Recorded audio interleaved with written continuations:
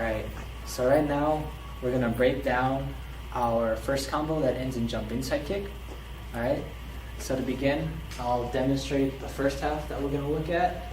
Alright, and then afterwards we'll break it down further into all the bits and pieces and how to connect those bits and pieces. Alright, so we'll start here with our knee up, just an arbitrary pose. We'll move forward, circle, poke, step, over, cut from the bottom. Alright, I'll demonstrate it one more time, a little bit faster.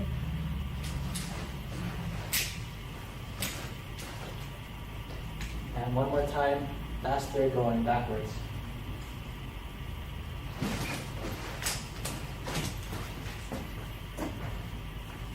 Excuse me for jumping out of the frame. Okay, I picked up too much speed. Alright, so for this, the straight sword movements, the actual sword movements, aren't very many. Alright, what will be concerning us is how we move our feet and how we move our sword and kind of keep this flow going. Alright, this is a moving combo. You know, everything is meant to lead into another movement, very flowing, until we end in our jump. Alright? So, the first part we're going to look at, we'll start here. Alright? Our steps will be step down left, step over, turning our body outside, then stepping back, and then turning over, putting our weight over our left leg. Okay? So one more time. We'll start from here up here. Step down, turn, back, turning over the left leg. Right? Now while I'm doing this, right, you won't see me rocking my body forward and backwards. For the most part, it's straight. Right? Once you start adding a little bit of speed, okay, and you're looking for more advanced definition, okay, you'll see me bend my back a little bit, okay, you'll see us practitioners do that, but in the beginning, right, we're going to keep our back mostly straight, right? If you are looking for that higher level performance or like execution of the technique, right, I'll go over it once we start putting our whole body into this movement. But for now, for this basic step, left, turn over, step back, turn over the left leg. Alright, we're going to try and keep our back straight. Alright, now for the sword. Okay, so I recommend adding these sword movements after you've kind of gotten comfortable with the footwork, because the steps and the sword cannot be dissociated. Right? So in this movement, we'll be practicing each hand movement with the step. Right? We can not do these sword movements without the steps. We can do the steps without the sword, but not the other way around. So first, we'll start here. Then we'll actually lead with our left hand going down, then opening with our left hand, left leg together. Then, as we step over, our sword will come down. Then as it comes up, we let it come up into a circle.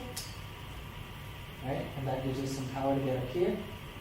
Then it keeps moving over as we're turning our body by stepping back. And our sword is in this nice hook. And after we step back, we turn, our sword just keeps turning into poke. Alright? So we'll do it one more time.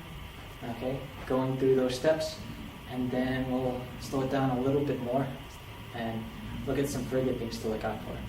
So here, letting our left hand fall so that it can open with our left leg, stepping over, okay.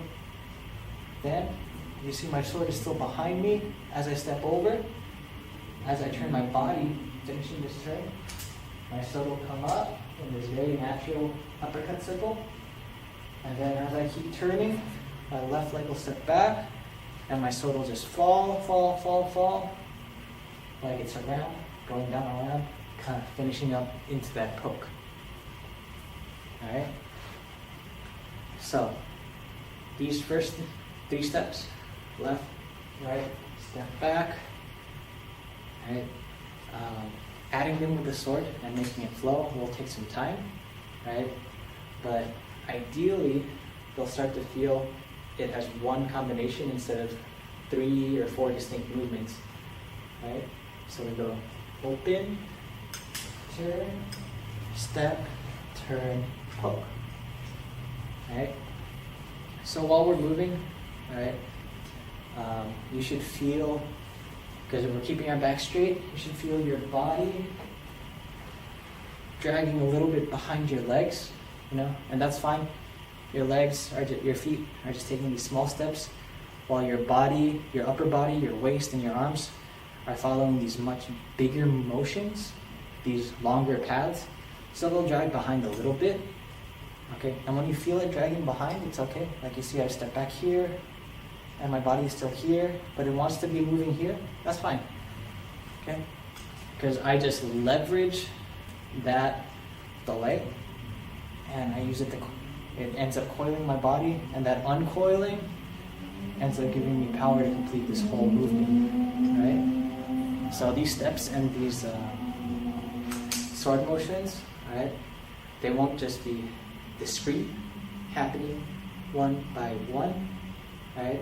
The legs will step, coil the body, then you uncoil your body, and it'll let your legs step again to coil the body again, and then it'll uncoil, and then it'll give you power to complete the motion, right? And that's how Kung Fu works, right? We have these very efficient and natural paths that pull your whole body together, okay? It's a very wonderful whole body experience, right? So, in the beginning, you might not feel it because you're still trying to get the proper techniques together. But as you practice and you become very deliberate with every step, and you're seeking to be continuous and give flow to the combo, then you'll start to feel that, oh, I stepped out and my body very, very naturally wants to connect into the next movement, right? And once you get there, it feels great, right? It's very amazing, just like how this very simple movement can have so much depth, right?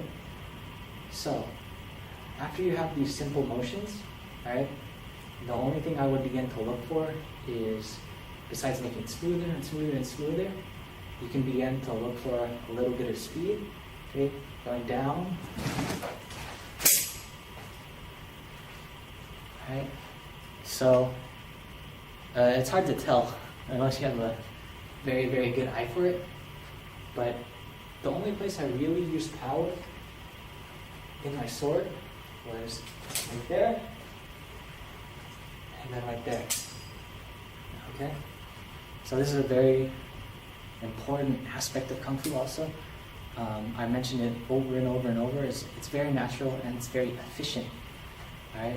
The first bout of power here, my left hand, it's not holding the sword, it doesn't matter, but it's just falling.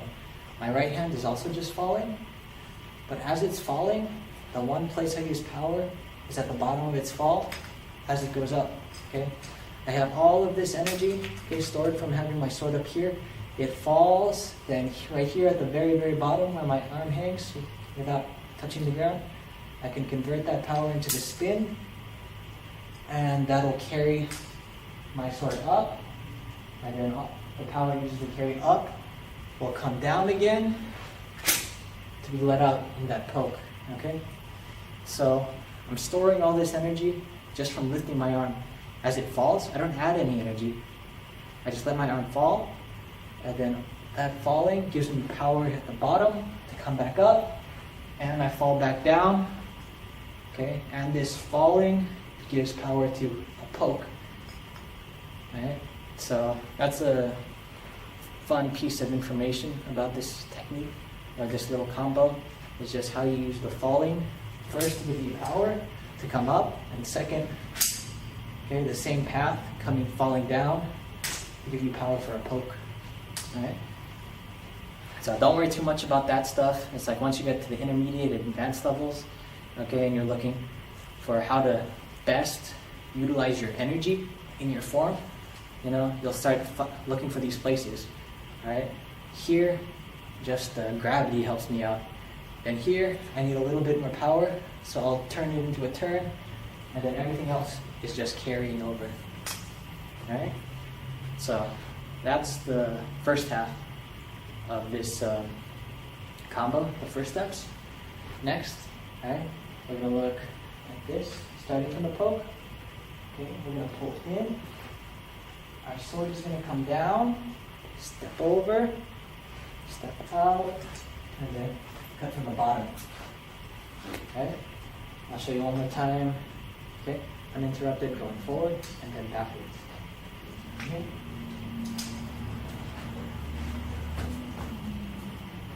And coming back.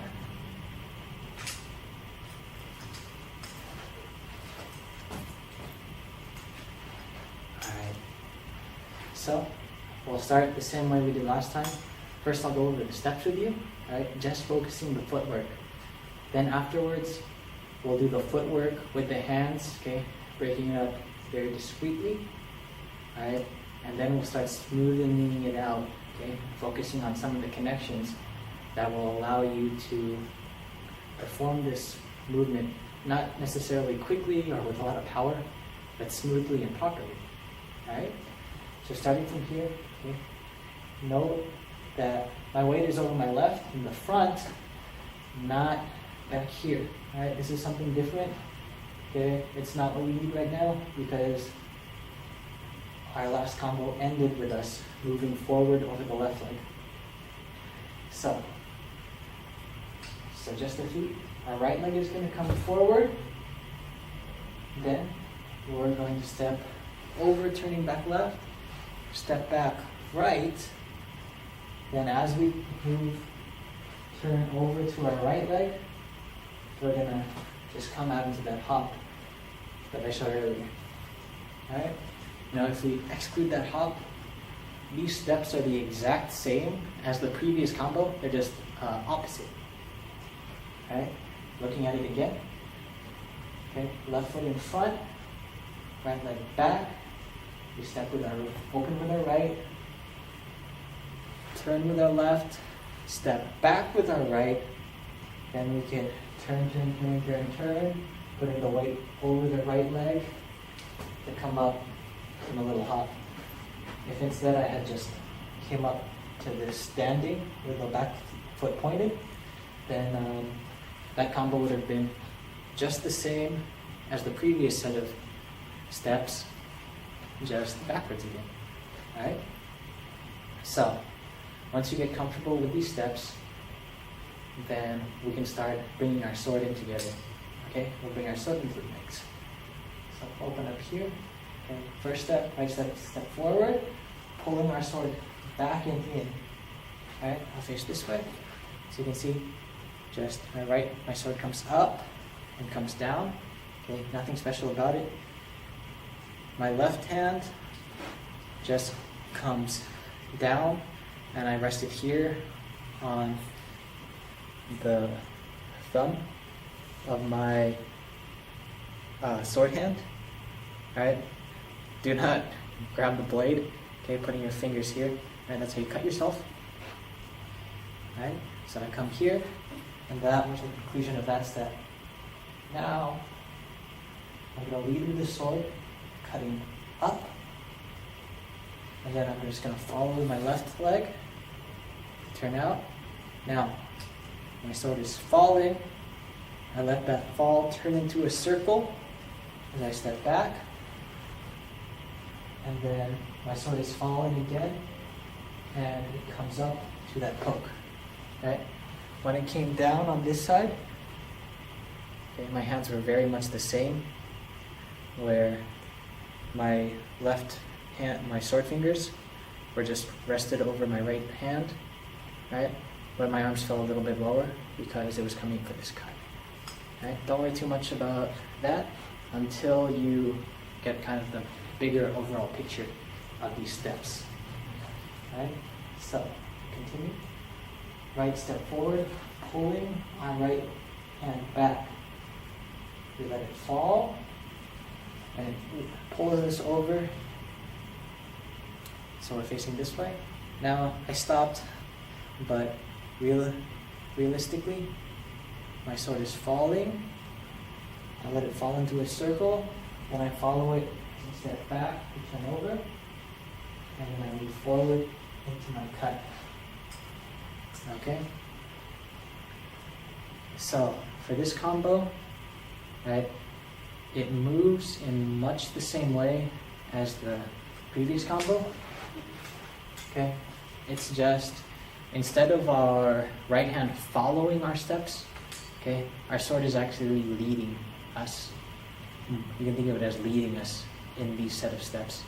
And the reason for that is because even though our steps changed direction, our sword didn't. Our sword stayed in the same hand, right? And so that's the only piece of asymmetry, is just now the sword is in the front of this combo rather than in the back, right? So as we keep going over it, right, and you practice it more and more and more, you'll be able to find the little distinction between the first half and the second half of the combo, right? So starting from our poke, you want to be pulling up, falling down, circling back, down, cut. Right? So, paying attention again, just like in the last combo, to the rising and falling of our sword. Okay?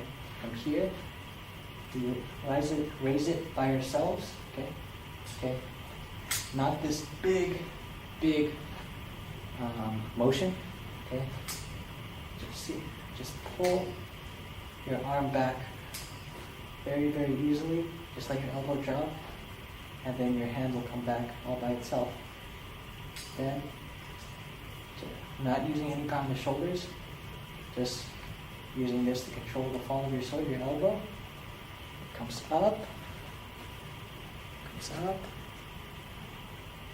then as it's coming down, you just let your sword fall, and wherever it falls, coming down, that's where you let the circle happen. That's where you can push the circle and control it coming down. And then from here, you just let your arm swing out, and you'll swing out into that cut. Alright? So again, Kung Fu has these very natural, very efficient motions, right? And like that idea was spread out all through this combo, okay? In that first little bit I showed you, okay, from up here, leading into the second little bit, right? That idea is present and becomes more and more obvious, okay? The more you try and learn these hand movements with the steps, trying to keep going, all right? So now that we've learned this first part of those steps and the second part, okay, 2 sets of footwork, we're going to focus on that very middle, all right? Because we aren't going to stop here, do a pause, and come forward, all right? What you're going to see is we're going to keep moving, all right? Borrowing, or not necessarily borrowing, but continuing the flow of power to move forward and complete this combination. Right?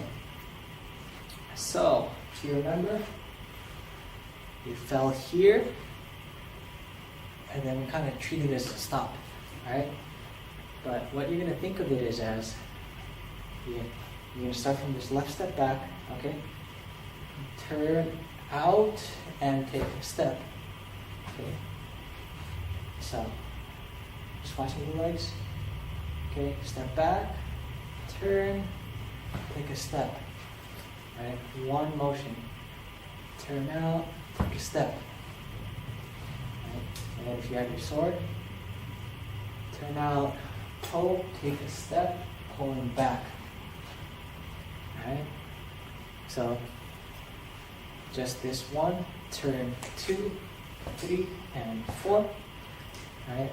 Take some time after you've perfected or gotten a good grasp of these first halves, and then come back to this middle connection, right? And then, once you have this middle connection down, just being able to pass through this left leg into a step, pass through this pull into a step pull, Then you can try adding more to the beginning and adding more to the end, so that you're effectively passing through this motion, never really stopping. Okay, you can think of it as highlighting or exercising your power there at that poke, but we're not really stopping per se. All right. So after you've gotten that footwork down, spend some time with that connection. All right. We just have a few more movements to finish off the combo. So we're going to start here from our cutting from the bottom. Alright. So I'll just actually take some time to highlight the line of my sword. Alright. If you watched the first couple videos, alright, you might remember where I said in Kung Fu or a lot of movement practices, we don't like these corners in our shoulders. We like to pull them out, either have it straight, left and right, okay, or curved, so that it's either curvature in my back, an arc, okay, or this curvature in the front. Alright, very different than these jagged corners. Alright, so when you come up to this cut, okay, it's weird because your arm's twisted, but just be aiming for this straight left and right motion. Okay, so that's also how you use your power the best, when it follows the straightest up-down path possible. Okay. Anyway, moving from this cut, okay, we're just gonna take flower, cut, step into a jump inside kick.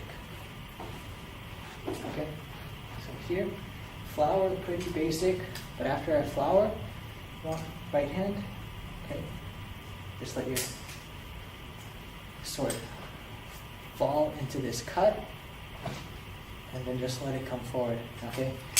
Don't try and control it, just stay very, very relaxed in the shoulder, and your sword will complete this circle all by itself, okay? So take some time to practice that, okay? Down, fall, move up the flower, cut down, flower, cut down, becoming very smooth. Alright?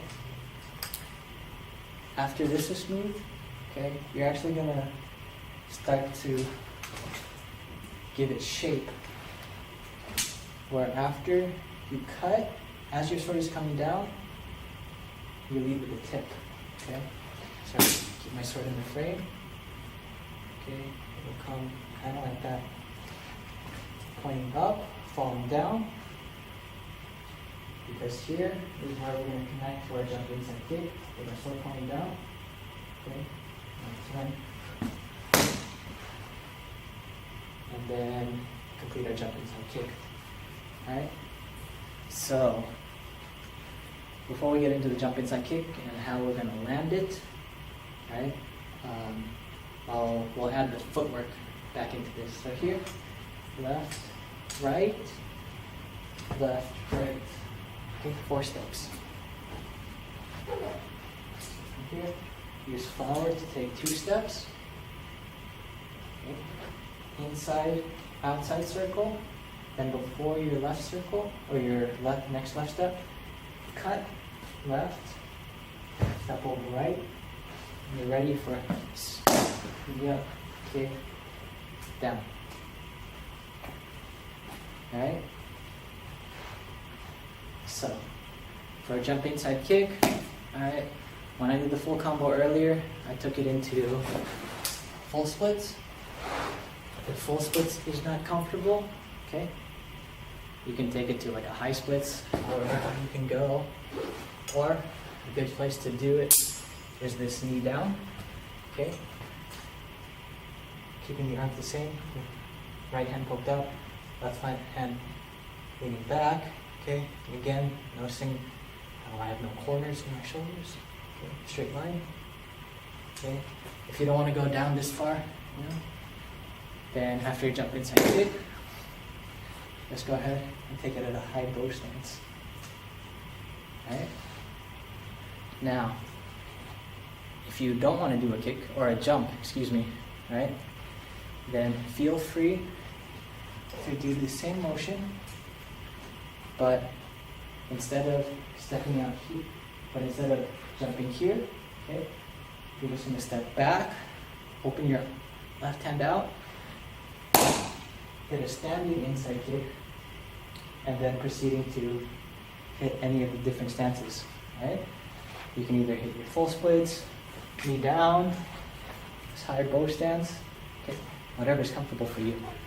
So again, that alternative to the jump, after a cut, fall right back, cut, 1, 2.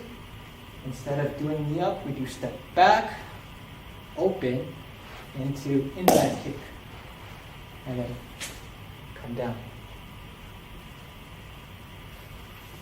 Alright, so that's the third part of this entire combo. Alright, now just like we did the first, second, in the middle, and focus on the connection, okay, we're going to do the second, third part, focus on that connection again in the middle.